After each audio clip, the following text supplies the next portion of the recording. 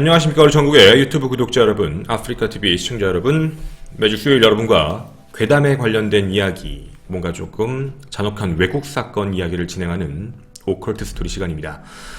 오늘 여러분과 2018년 3월 28일 오늘 현재 함께 진행할 이야기는 또다시 러시아 사건입니다. 뭐 제목도 보시면 아시겠지만 왜 러시아에선 자꾸 이런 일이 많이 생겨요? 왜 이렇게 잔혹한 일이 많이 생길까요? 라는 궁금증이 아마 먼저 드실 것 같습니다. 여태까지 진행했던 컨텐츠를 잘 살펴보게 되면 러시아와 관련된 이야기들을 제가 디백 관련 컨텐츠부터 지금까지 얘기를 좀 많이 해놨었거든요. 사실 러시아에 관련된 부분은 첫 번째는 사실 땅덩이가 너무 크다라는 부분도 좀 있고요. 그리고 요즘에 지역마다 경제난이 약간 있어서 약간 요즘에 좀 밥을 좀 못 드시는 식량난에 관련되어 있는 문제도 터지기 시작을 해서 러시아에선 유독 좀 이상한 사건들이 많이 발생되곤 합니다. 오늘 또 여러분들과 그 사건에 대한 이야기를 드릴 건데요.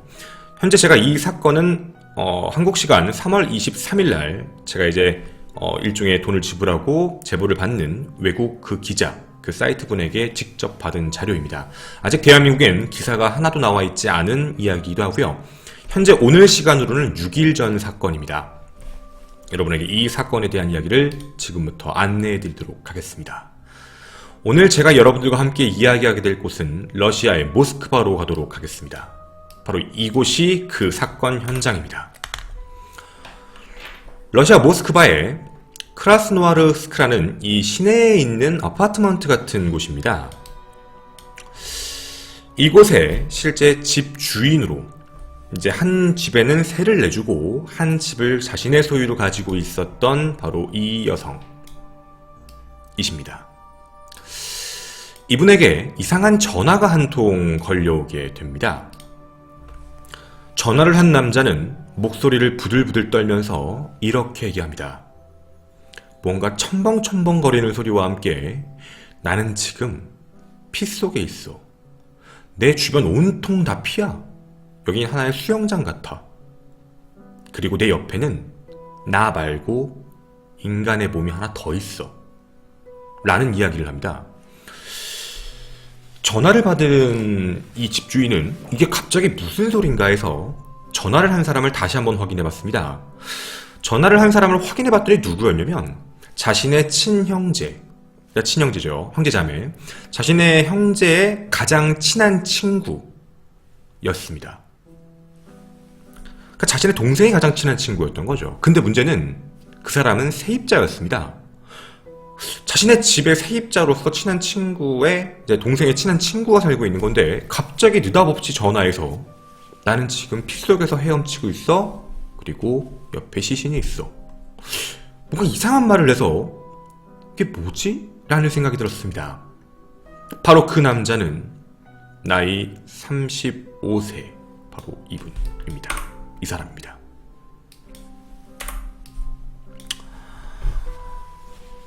저는 여러분한테 알락시라고 앞으로 부를 건데요. 이 사람이 전화를 걸고 나서 이런 얘기를 합니다. 경찰에 신고해. 빨리 경찰에 신고해. 라는 얘기를 하고 전화를 끊습니다.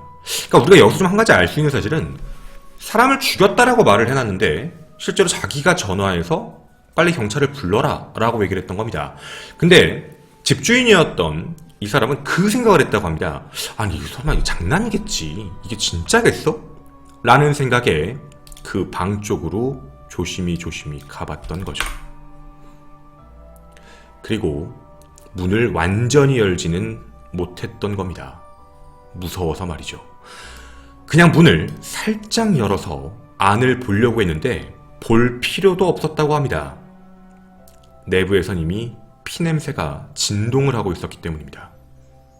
뭔가 이상한 소리들도 나고 피냄새는 너무 심하고 굳이 안을 보지 않아도 심각한 문제가 생겼다라는 걸 알 수 있는 상황이었죠. 곧바로 집주인은 경찰과 구급대원에게 신고를 하게 됩니다. 당시 출동을 했던 경찰관과 구조대원은 문을 열자마자 정말 끔찍한 장면을 목격하게 됩니다. 뭔가 신원을 알 수 없는 한 구의 시신과 바닥에 미친듯이 뿌려져 있는 피, 그리고 뭔가 되게 이상한 물체, 그리고 자꾸 이상한 물 끓는 소리, 이런 게 들렸던 겁니다. 일단 상황을 보존하고 그리고 경찰은 체포를 하고 하나씩 확인을 해보고 생사 여부를 확인해보고 다른 사람이 더 있는지를 봐야 되기 때문에 조심스럽게 안에 들어가서 하나씩 확인을 해보셨던 겁니다. 일단 경찰은 지금 여기 있는 알렉스를 체포하기에 이릅니다. 물어봅니다. 네가 죽인 거야? 제가 죽였어요. 왜 죽인 건데? 먹으려고요. 뭐 더 이상 말할 것도 없던 일이었습니다. 자기 입으로 모든 걸 자백을 했거든요. 그 자리에서 경찰은 체포를 하고 바로 연행을 합니다. 그리고 그 현장에 있는 부분들을 구급대원도 같이 한번 확인을 해보기 시작을 하는데, 첫 번째, 살해 도구가 확인이 되게 됩니다. 살해 도구는 현장에서 곧바로 발견됐는데요. 바로 이게 그 살인 도구였습니다. 나이프입니다. 보시다시피 안쪽으로 들어갔다 나왔다 할 수 있는 나이프입니다. 당시 나이프에는 피가 하나도 묻어있지 않았습니다. 뭐만 남아있었냐면 성분이 아밀라제였습니다. 즉 누군가의 침이죠. 아마도 예측하고 있는 건 사람을 살해하고 살점이라던가 피가 묻은 칼을 아마 여기 있는 살인자가 핥은 게 아닐까라고만 생각을 하고 있습니다. 자, 이 사건의 피해자를 말씀을 드리도록 하겠습니다. 이 사건의 피해자는 바로 이분이십니다. 나이는 27세. 이름은 에카테리나라고 부릅니다. 27세 미혼 여고요. 그리고 이집트 태생입니다. 그리고 좀 중요한 건 아이도 이렇게 있었습니다. 7살과 3살의 딸로서 미혼모인 상태였죠. 미혼모로서 있었고 자신의 아이를 누구보다 열심히 성실하게 키웠던 여성이십니다. 근데 이분이 싸늘한 시신이 되어 나타났던 거죠. 일단 피해자의 신원 확인까지는 끝났습니다. 근데 여기서만 끝나는 게 아니고 중요한 게 더 있었던 거죠. 저 물 끓는 소리, 그리고 지금 현재 바닥에 있는 이상한 물체. 바닥에 있는 이상한 물체를 한번 구조대원이 확인을 해봤는데 모양이 이랬다고 합니다. 굉장히 뭔가 넓게 펼쳐져 있는 모양. 처음에 이게 뭔가라고 생각을 하고 조심히 들어서 봤는데 사람의 장기, 폐였습니다. 실제로 사람의 시신에서 폐를 꺼낸 뒤에 그 폐를 바깥쪽에다가 펼쳐놨던 형태였던 거죠. 실제로 시신은 어떤 상태였냐면 일단 목 부분이 잘려져 있는 상태였습니다. 근데 목을 잘랐다라는 부분에서 우리가 생각하는 정말 머리를 잘랐다라고 얘기하는 부분이 아니고요. 목의 일부분만을 잘랐습니다.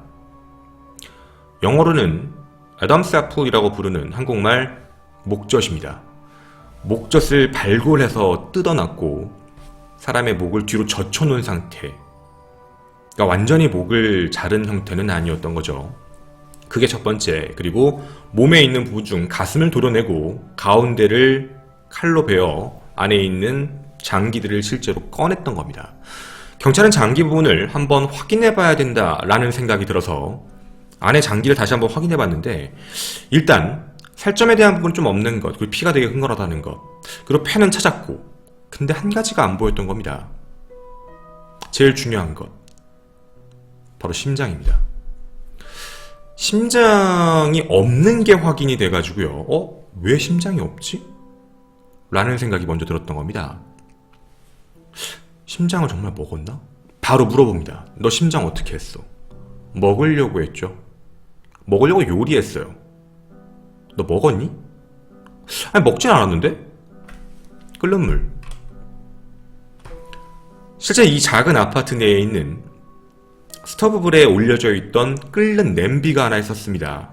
그 안에 걸 열어봤더니 그 안에는 요리가 되어 있는 인간의 심장이 들어있었습니다. 바로 피해자의 심장이죠.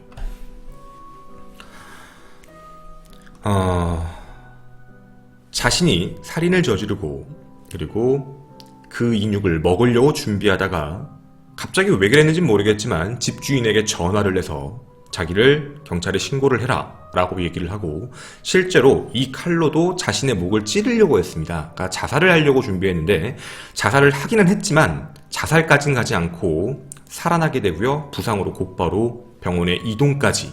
경찰이 처음에는 발견을 못했던 겁니다. 그냥 목에 있는 상처만 있는 줄 알았지 그게 그렇게 좀 심한 상처라고는 판단을 못했다가 데려가서 이동을 하게 되죠. 이 일이 터지게 되고 실제 주변인 진술들을 하나씩 확인해 보게 됩니다. 도대체 왜 이런 일을 저질렀을까에 대한 부분의 문제였죠. 아까 말씀드렸던 집주인의 동생이자 그리고 이 사람의 되게 절친한 친구였던 사람이 얘기를 합니다. 뭔가 이상하다.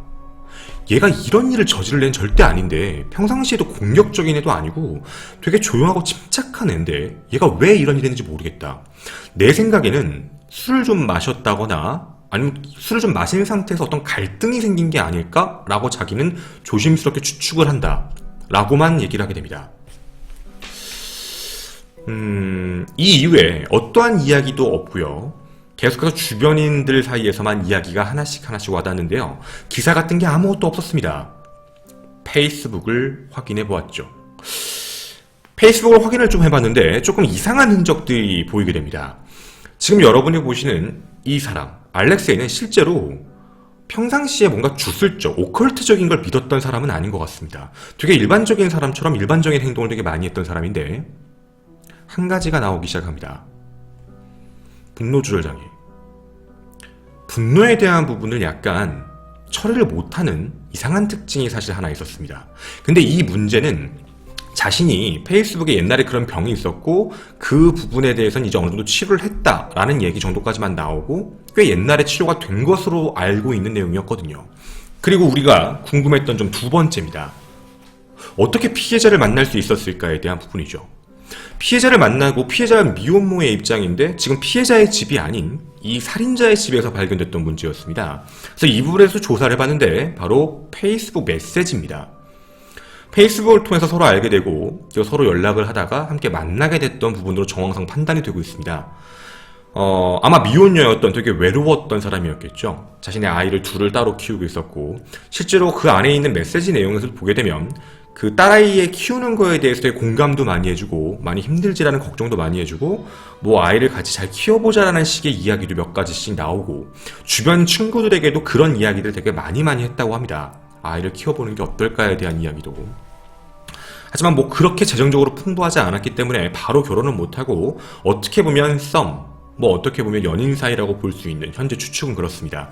그런 사이로서 그 이 사람의 집에 초대받은 상태로 아이들은 집에 두고 그리고서 만났고 그 안에서 이런 일이 발생한 것으로서 추측이 되고 있습니다. 그게 일단 사건 현장에서 어떻게 만들어진 일인 건지까지의 이야기인데요. 목격자 진술이 하나가 더 중요한 게 나왔습니다. 바로 옆집에 살았던 사람의 이야기인데 실제로 소음이 굉장히 컸다라고 합니다. 그러니까 안에서 무언가 말다툼에 대한 소리도 좀 들렸습니다 라는 진술이 나오기 시작합니다. 근데 그 말다툼의 내용을 들었어요. 말다툼의 내용이 대부분 뭐였냐면 남자 이야기였다라고 합니다. 페이스북 메시지에 대한 부분이 한 곳이 아닌 여러 사람, 다른 사람과 연락을 했다라는 부분 때문에 약간의 분노가 생겼다라는 부분으로서 이야기를 한 게 아닌가라는 부분으로 얘기가 나옵니다. 실제 내부에서도 현재 조사를 하고 있고요. 어떻게 하면 이 사건이 처리가 될 수 있고 이렇게 진행이 됐는지를 확인해 보고자 경찰들도 수사를 시작한 내용들이 일부 공개가 됐는데 첫째, 시신의 형태를 보게 되면 정말 좀 눈에 띄었던 게 하나 있었습니다. 첫 번째, 심장을 먹으려고 했다요. 그 심장에 대한 상징적인 의미가 약간 있는데요. 심장은 우리가 헐트라고 알고 있는데 그게 마음이라는 의미도 갖고 있는 게 사실입니다. 실제로 이게 외부에서도 사람들이 번역을 어떻게 하냐에 따라 좀 다른 얘기인데 여기에 있는 이 살인자는 자신이 마음을 가지려고 했다라는 표현으로 말을 한 건지 아니면 내가 심장을 먹으려고 라고 표현한 건지에 대한 부분이 아직 약간 혼동되는 상황입니다.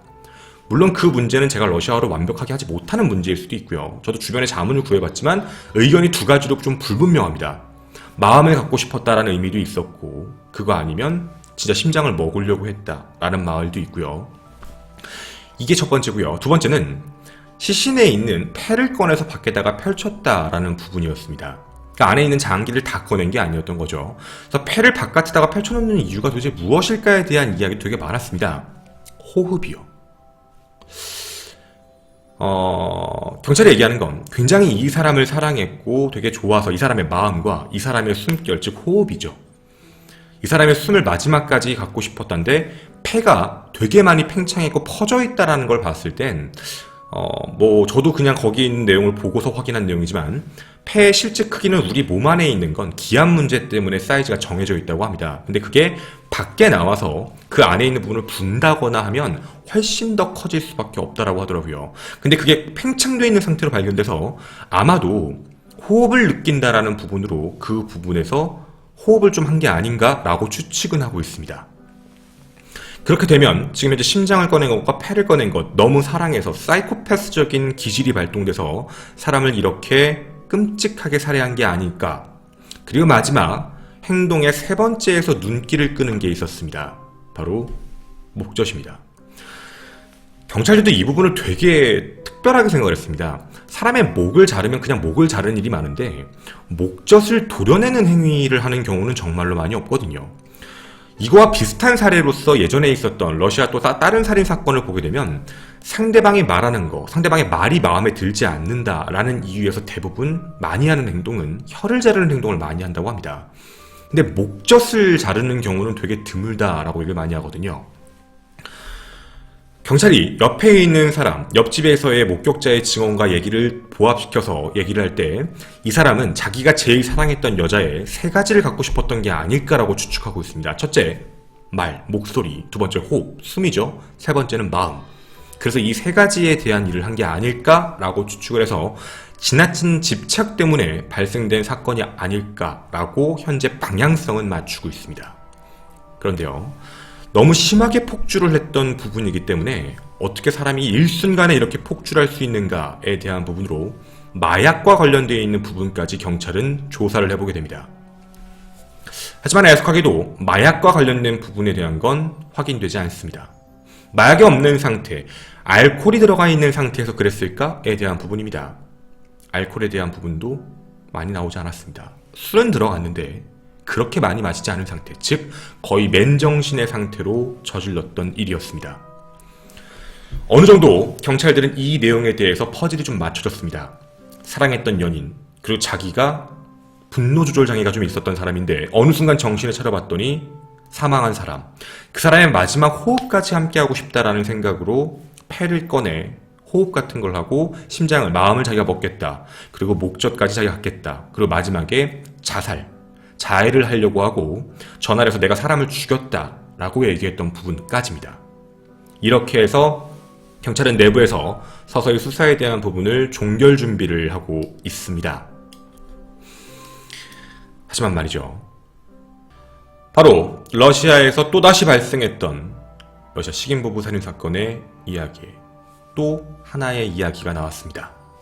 여러분은 이 사건에 대해서 어떻게 생각하십니까? 불과 6일 전에 터졌던 사건입니다. 저도 이 사건에 대해서 더 알아보고 뒤에 나오는 이야기들 여러분에게 전달해 드릴 수 있도록 하겠습니다. 저는 김원희였습니다. 감사합니다.